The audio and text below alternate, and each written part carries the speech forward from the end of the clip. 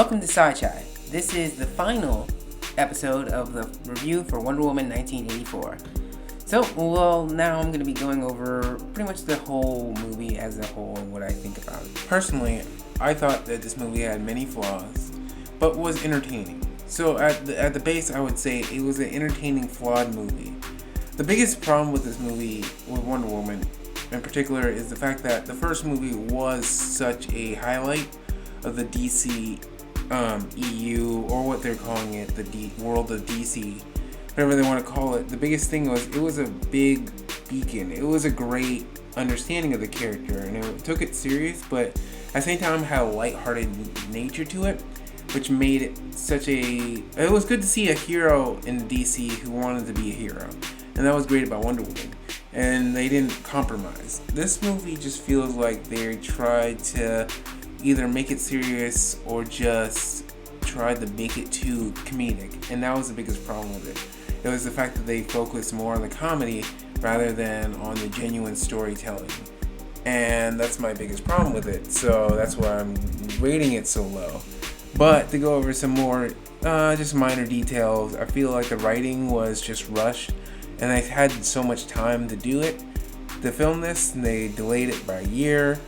And that was another big problem, is the fact that they delayed it, but they didn't really go over some good reshoots. CGI is just worse than the first movie. I don't know how they could do that. And second of all, one thing I would mainly criticize too is the fact of memorable scenes. They don't have really good dialogue, and that's a big flaw with this movie, is they don't have amazing dialogue that you can reflect on and remember. There's nothing really to that, and there's not a lot of memorable scenes that make you just want to pick that scene out, like the No Man's Land scene in the first movie. There's not really anything comparable to that, and that's its biggest flaw. It's the fact that they just didn't really focus on they tried to make it Superman 2 or a Superman 3 in a way, and they just didn't have an understanding. Patty Jenkins didn't have an understanding of what comic book movies are nowadays. Now we have the Winter Soldier and the Dark Knight, and you have Joker, which are just changing the genre itself. And even with Endgame and Infinity Wars, they're really just stepping up what a comic book movie can be. And with this movie, it tried to be a comic book movie in the past. And what Patty Jenkins should have understood is to be a better film. So out of all this, I have to rate this movie at the end about a 6 out of 10. It's a little bit above average. It's not the worst movie out there. If you watch it once on HBO Max, you're going to have a good time.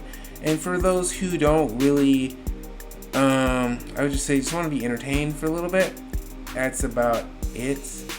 So yeah, a 6. You know what? Actually, never mind. I know this is retracting at the last minute.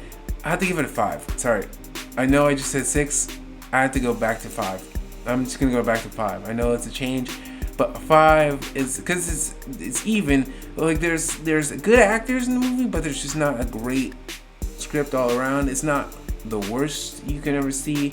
It does have good acting, and that's what's more troubling about it, is it does have good acting, but the fact that it's just a problematic script. So at the end, I'm gonna stick to this, and it's gonna be a 5 out of 10.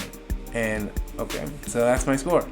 And hopefully after this, you guys keep subscribing. Please subscribe, tell a friend, tell a neighbor, tell anyone, and hope to see you soon. Bye-bye now.